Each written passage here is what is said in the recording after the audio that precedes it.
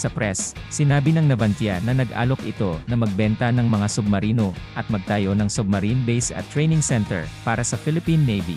Nakikipagkumpetensya ang Navantia laban sa naval group ng France na nag-aalok ng Scorpion-class submarine na katulad ng Riachuelo-class ng Brazil at Hanwha Ocean ng South Korea, dating Daewoo Shipbuilding and Marine Engineering, na may variant ng Type 219-1400 na tinatawag na DSME 1400PN. Magbibigay din ng financing ang Spanish government na nag-aalok ng sovereign guarantee para sa isang pautang na nagkakahalaga ng 100% ng kabuuang halaga ng kontrata na babayaran upang simulan lamang kapag ang unang submarine ay naihatid sa Philippine Navy. Kasama rin sa parehong mga alok ang isang pakete para sa 2 submarino, ang disenyo at pagtatayo ng isang submarine base at pasilidad ng pagsasanay, logistics support package, at isang soft loan package mula sa kani-kanilang mga pamahalaan. Ang mga submarino ay idinisenyo at itinayo sa shipyard ng Navantia sa Cartagena, Spain, at itinuturing na isang long-range conventional attack submarine na nilagyan ng air-independent propulsion system na nagbibigay daan sa submarine na manatili sa ilalim ng tubig ng 3 linggo nang hindi lumalabas. Ito ay isang kalamangan kumpara sa mga submarino na walang EPI system na maaari lamang manatili sa ilalim ng tubig sa loob ng ilang araw bago lumabas upang muling magkarga ng mga baterya nito. Iminungkahi din ng Navantia na magtayo ng bagong submarine base na kumpleto sa infrastruktura, pasilidad ng pagsasanay, at suporta sa logistics sa Ormoc, lalawigan ng Leyte, na sinasabing perpektong lugar dahil sa lokasyong heograpiko nito na nakakatulong na protektahan ito mula sa matinding lagay ng panahon, mababang panganib sa seismic. Ang kalapitan nito sa isang umiiral na lungsod, paliparan, at mga pasilidad ng daungan. Kinumpirma ng Commercial Manager for Asia ng Navantia na si Ginoong Guillermo Zamaripa na nag-alok ito ng kumpletong solusyon sa Philippine Navy na kinabibilangan ng supply ng 2 S-80 Isaac Pearl-class diesel-electric submarines, kasama ang disenyo at pagtatayo ng bagong submarine base at submarine training center, at pagbibigay ng pagsasanay na magiging pundasyon ng submarine force ng bansa. Combat Systems. Ang VC 9.0 SCA ay ang pangalan para sa Integrated Combat System Core ICSC. Ang ICSC ay nagbibigay ng isang set ng combat system weapons at sensors, kasama ang pinakamahusay na pamamahala ng command at control center. Nagbibigay daan ito para sa pagkuha, pagsusuri, at pagtatanghal ng lahat ng kinakailangang impormasyon para sa mga aksyong nakakasakit. Nagtatanggol o pangangalap ng katalinuhan anumang oras.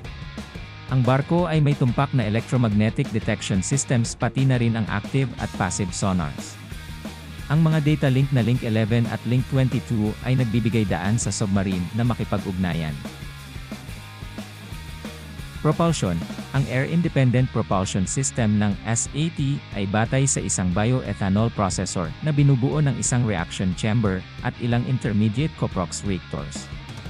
Ang sistemang ibinibigay ni Heiner Green mula sa Abengoa ay nag-convert ng bioethanol sa hydrogen na may mataas na kalidad.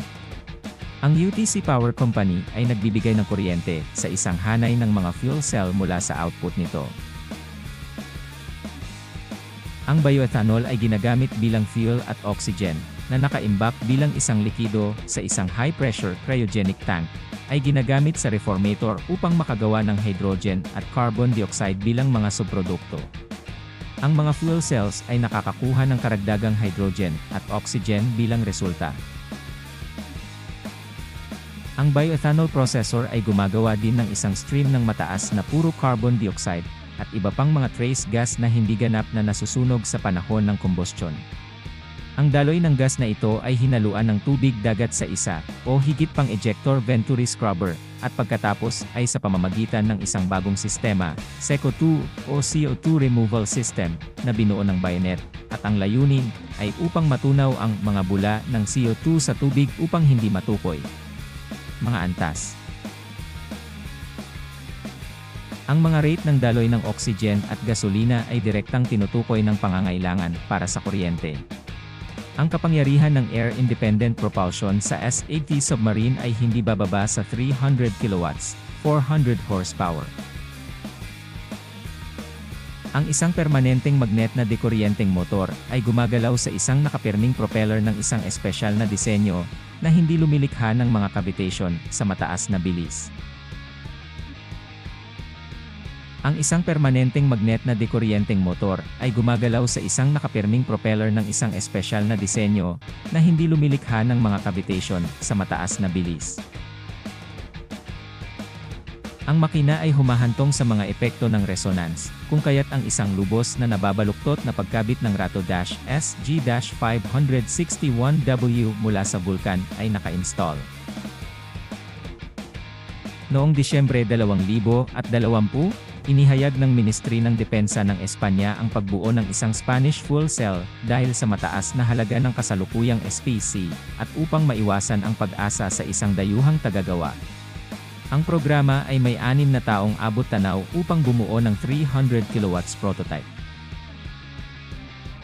Capabilities: ang mga submarino ng S-80 Plus class ay idinisenyo upang mapabuti ang mga misyon ng senaryo ng pagbabanta. Ang kanilang operational mobility ay magbibigay daan sa kanila na mag-operate sa mga malalayong lugar na maingat na naglalakbay sa mataas na bilis. Ang kanilang air-independent propulsion system ng bagong teknolohikal na disenyo ay titiyakin ang kanilang kakayahang manatili sa isang lugar sa napakahabang panahon nang hindi natukoy at ang kanilang kakayahang gumana sa mga posibleng conflict zone. Kasama sa mga kakayahan ang isang sistema ng labanan para sa maraming target na pagkuha sa iba't ibang mga sitwasyon, ang kakayahang maghatid ng mga tauhan, kabilang ang mga espesyal na puwersa ng operasyon, mababang ingay at magnetic signature para mabawasan ang detection, mababang radar at infrared na mga lagda upang mabawasan ang pagtuklas. Ang S-80s ay 81 metro ang haba at may kakayahang makisali sa mga pag-atake sa dagat sa lupa, paniktik, pagsubaybay at mga aktibidad sa pagmamanman at pakikidigmang anti-surface at anti-submarine. Gayunpaman, tulad ng iba pang mga high-powered military asset, ang kanilang pangunahing layunin ay deterrence. Ipinagmamalaki din ng mga S-80 ang kakayahang magpaputok ng mga missile ng American Tomahawk at Harpoon na ginagamit ng US Navy para sa mga pag-atake sa dagat sa lupa, na nagpapakita ng interoperability ng submarino sa iba pang sistema ng depensa.